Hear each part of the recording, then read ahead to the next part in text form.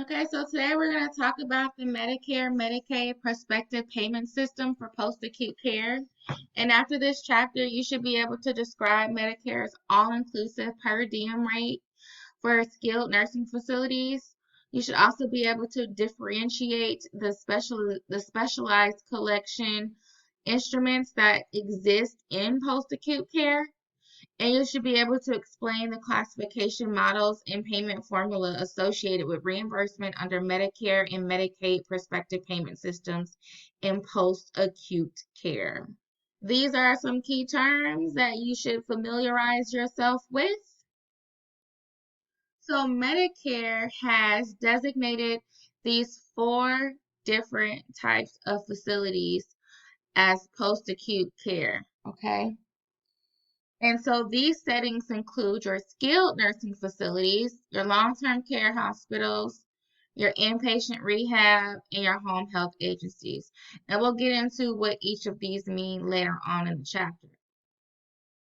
But these settings were used to provide patients with health care services for the recuperation and rehab after an illness or an injury. Okay.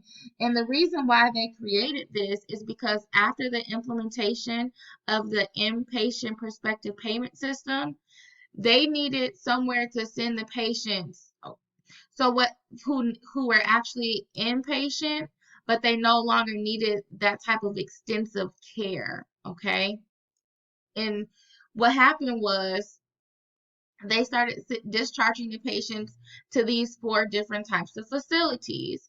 And because of that, the need for a payment system became a big issue with Medicare.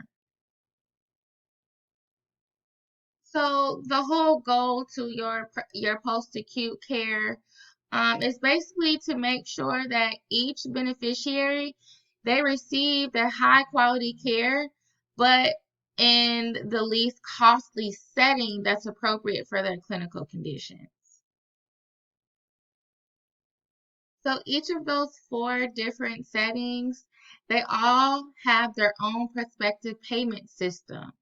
However, they are all similar in which they all require data collection. They are all based on a classification system. The base rate converts relative weight into dollars. The geographic adjustment for cost of labor is the same. The provisions and adjustments for patients with atypical characteristics and facilities with special situations. So these are all the ways in which all four of the prospective payment systems for your skilled nursing facilities, your long-term care facilities, inpatient rehab facilities, home health agencies, they all have the similarities and they're all listed here. Make sure you guys know that for your exam. In September of 2014, there was the Improving Medicare Post-Acute Transformation Act that was implemented, and this just gave post-acute care providers a more that they have to basically report standardized information to Medicare. So that includes your patient assessment information, the information you retrieve from the patient, also your standardized quality measures. There's certain things that each facility has to do to make sure that they keep their accreditation with Medicare. And then you also have your resource use measures, and that monitors what type of different resources that the facility uses to make the patient healthy. CMS modifies this existing data collection tools to meet the requirements of impact, and these are updated in the Federal Register, excuse me. So let's talk about your skilled nursing facilities. And I want you guys to realize that there are two different types, okay? You have your nursing home, and your nursing homes are healthcare facilities that are licensed by your state, and they provide a long stay or chronic care, okay, for those patients that are there. Also for your nursing homes, it offers 24 hours per day skilled nursing care and personal care services. And then you have your skilled nursing facility, and this type of facility provides a short-term skilled nursing care and rehab services to beneficiaries after an acute care inpatient hospitalization. So let's look at our basic concepts, and your basic concepts can be found on page 197. Okay, so with your basic concepts, there are others listed besides the ones that are on this particular slide. So make sure you look at them on your own time.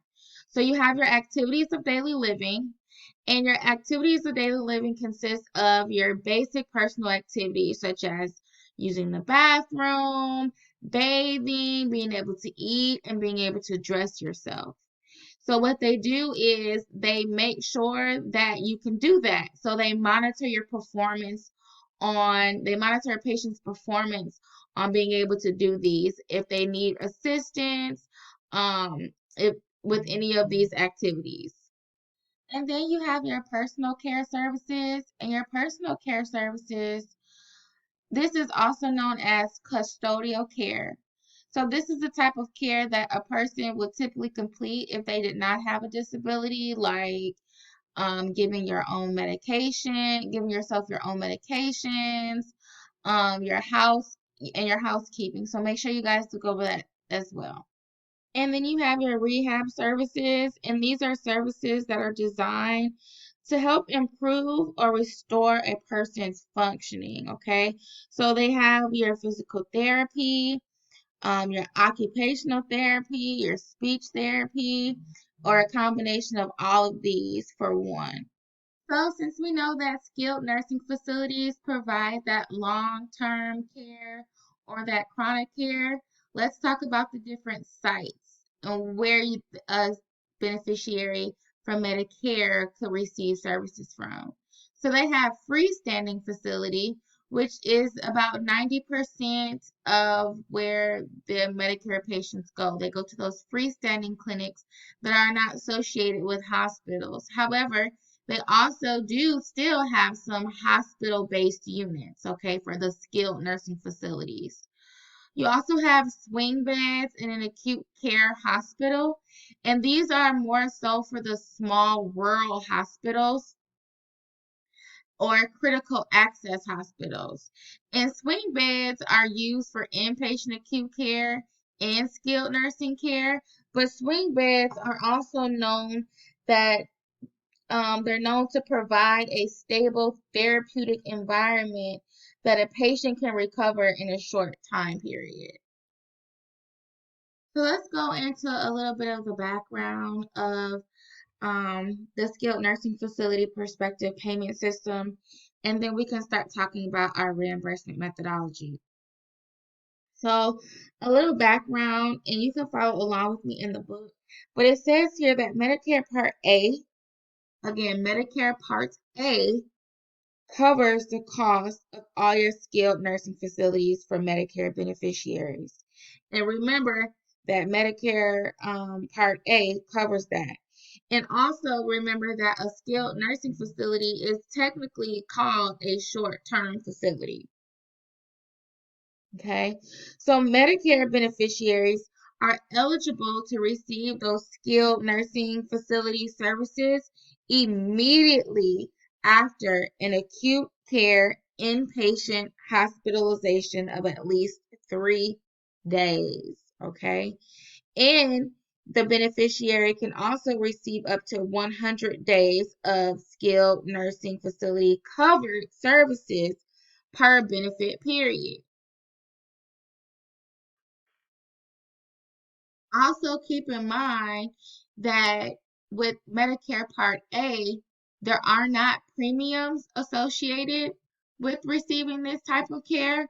However, there still are cost sharing. So the patient still has to pay the deductible and or co-payments associated with their care. So the reimbursement methodology that's used for your skilled nursing facilities is considered the per diem payment. And that just means that there's a daily rate for each day of care. Okay. So they do it that way because skilled nursing facilities are considered short-term care. So with that, it includes your operating costs. Your per diem payment includes your operating costs, and your operating costs includes your skilled nursing care, your rehab services, your ancillary services like labs, and it also includes capital costs. And when you think of capital costs, think of maintaining the building, your water, lights, gas, all of that. And then your other goods and services like your gloves and so forth. Okay.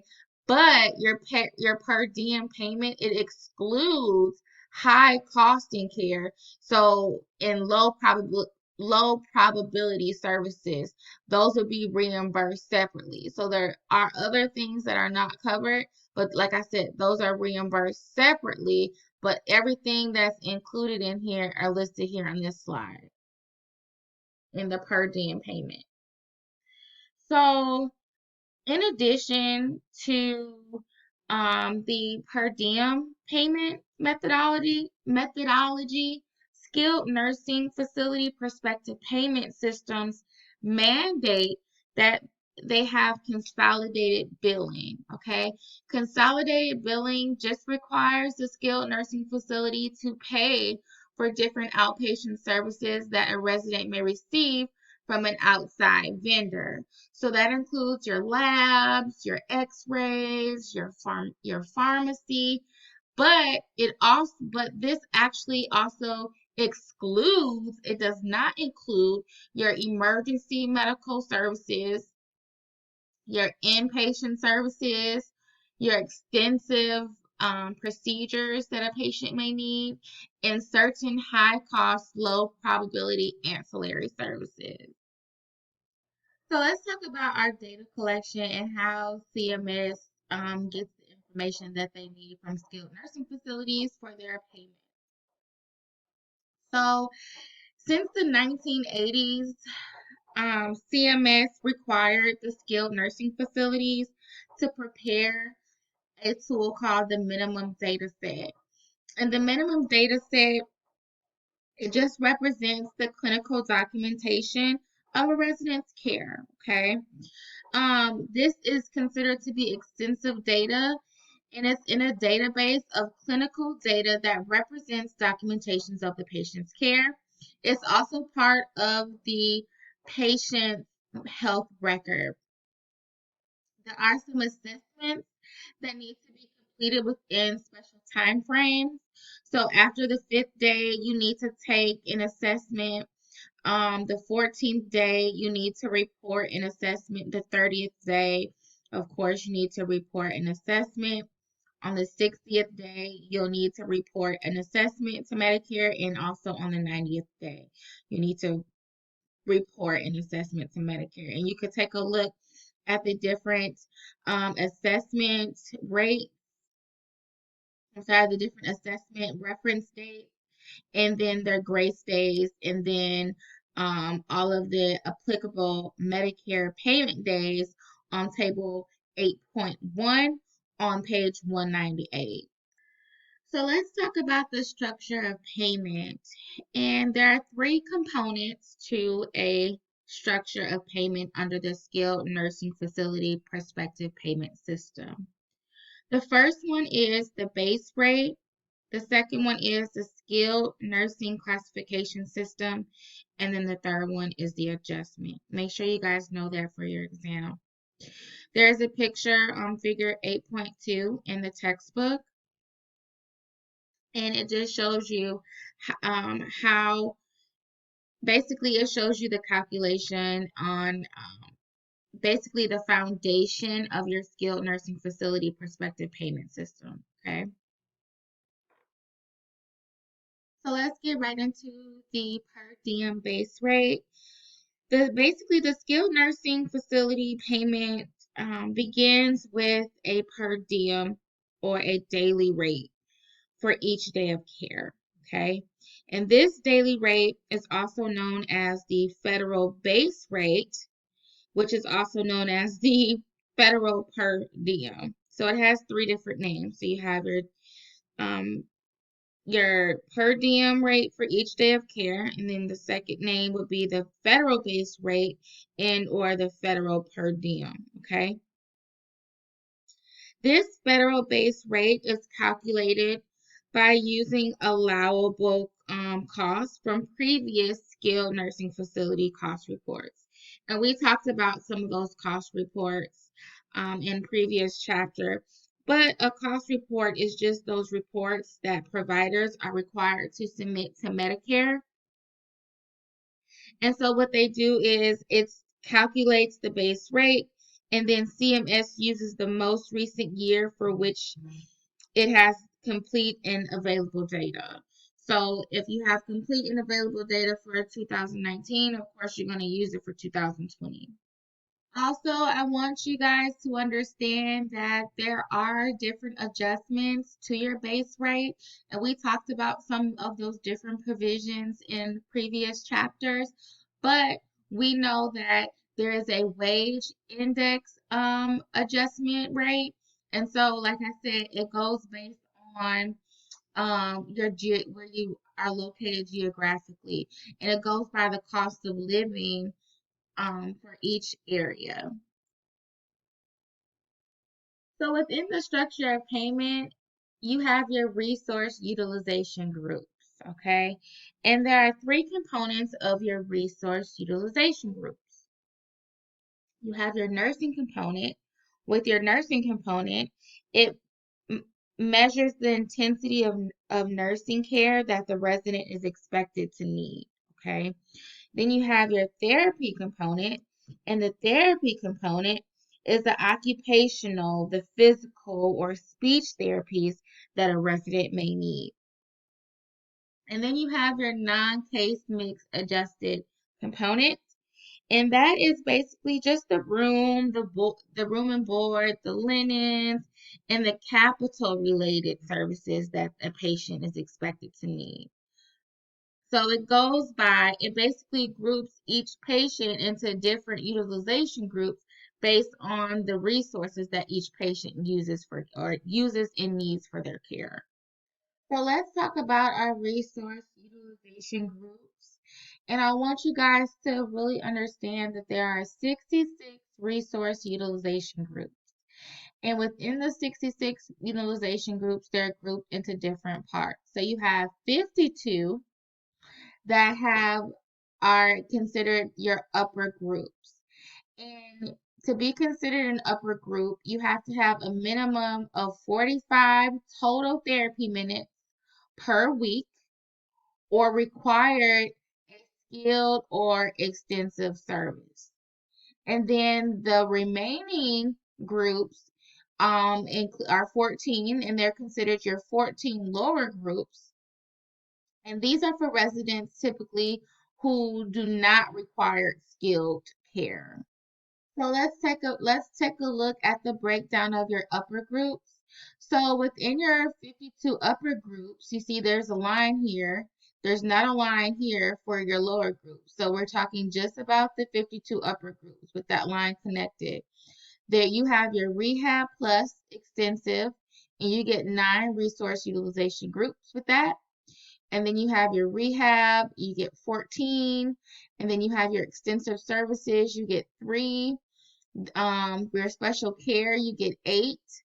Your special care low, you get 8 as well. And then your clinically complex resource utilization groups, there are 10.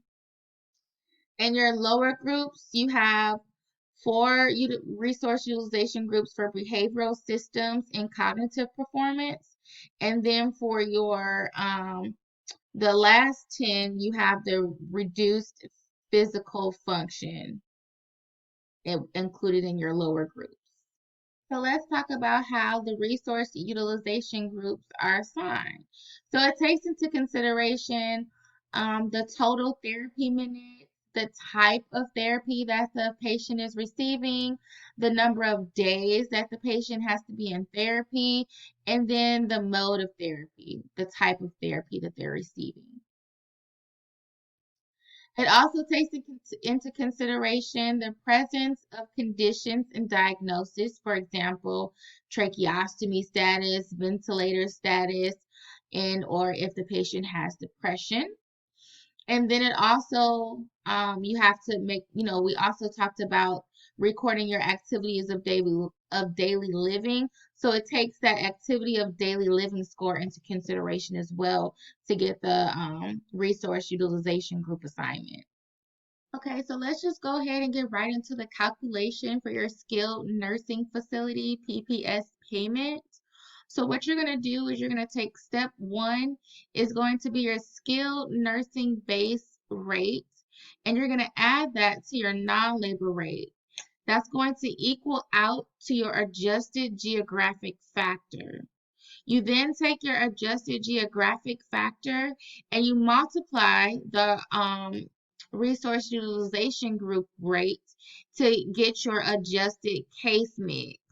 You then take your adjusted case mix and then you multiply that by the number of days that the resident stays in the skilled nursing facility, and then that is how much Medicare is going to reimburse the skilled nursing facility.